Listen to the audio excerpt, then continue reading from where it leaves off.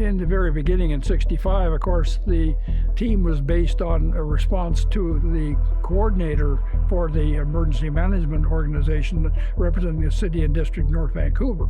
I managed to get West Vancouver to recognize that civil disasters and earthquakes don't recognize municipal boundaries, so they should join the North Vancouver Emergency Management Group and become the North and West Vancouver Emergency Management. That enabled us to change the name from North Van Rescue to North Shore Rescue. We then got to the situation where we did a rescue for a fellow out of New Westminster who happened to be a lawyer, and he says, "You don't have a constitution.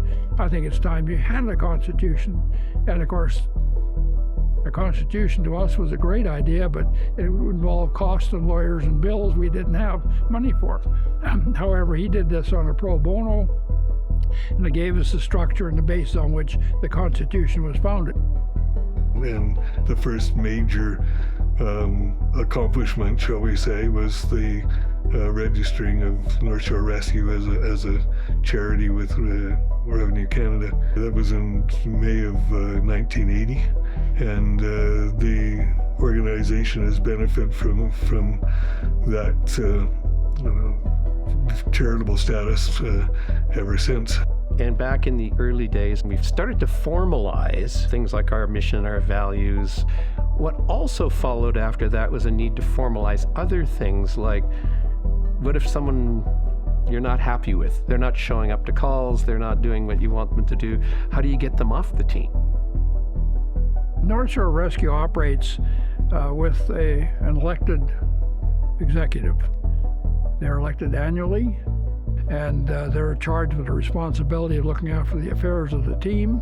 And if the major item comes up, the board is, in my view, required to come to the team at the annual or monthly meeting and discuss what the board is contemplating, because super large expenditures and unusual activities should and normally are discussed with the team, and the board then has the right and authorization to move forward. But the team has the opportunity for input. I think the major change that occurred when we had the Constitution is it gave members the opportunity to think about the fact that I could become team leader should I choose to work my way through the various stages of involvement with the executive. It also gave us the opportunity to sit and think through that these elected officers of the organization are different from those that are trained as search managers. We've always had a separation between what search managers do and what team leaders do. It's that difference between the operational and the administrative. Search managers, because there is this legal connection with the province in terms of what they're doing, they have to take a mandatory program done through the Justice Institute, which is set up by the province, to be certified to be a search manager. The search managers are a group of, I'll call them pedigreed people who have a license through the province of BC Justice Institute to be search managers. They report to the executive, but they're not elected annually as is the elected members of the executive, because their role continues as long as they're capable or available. This is not a popularity contest. When you're running a search operation or a rescue operation, this is not the time for public debate and condescending attitudes about other people's feelings. Since 1963, I've been involved with North Shore Search and Rescue. I've had an opportunity of being in the field in the middle of the night, summer, winter, spring, fall, anytime on a 24-hour basis. But now I spend more time as the search manager or search master. We exist because the province has, over the years, developed a contract with search and rescue teams across the province to provide assistance to lost, injured people in the mountains. When a search manager is doing their job on a call, they have a legal duty and responsibility for doing what they're doing. And that cannot be overridden by an elected official, say within the team, say the team leader saying, I don't think we should do this, we should do it a different way. There's that separation. They can't tell the search managers how to do their job. But vice versa, the search managers can't tell the executive or the board what they should be doing either. So we you keep one very task-oriented with the search managers, other very administratively ordered under the executive. That separation is so important, it's actually written into every search and rescue team's constitution in BC. The Search Management Committee is a group of the search managers who are certified on the North Shore Rescue Team. We also elect 3 general members onto the committee. This was something that happened 20 years ago because somebody had determined that the Search Managers Committee was just a closed group of the in-the-know guys, and nobody else was allowed. Search managers used to just sort of pick the new search managers, and team members said, no, we don't, that's not okay. We all want to have a possibility to apply and do all that. So we changed all of how we do those kinds of things. You need to have a team that's always, aligned and together.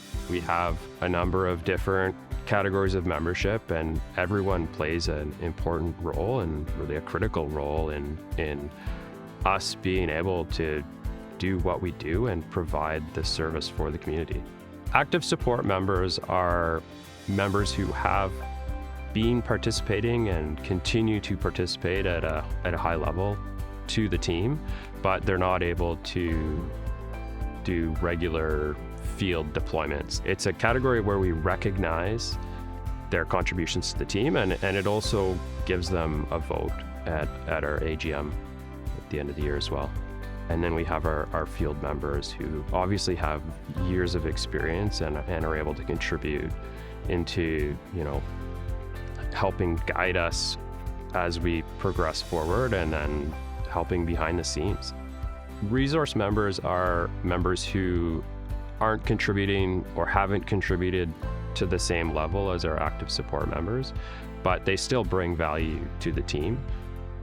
We separate them out into operational and non-operational resource members, and our operational resources can be our avalanche forecasters. Probably the worst start of a season that I've seen in about 20 years. Who we rely on during the winter to provide those hazard assessments for us. So definitely a little bit of extra caution.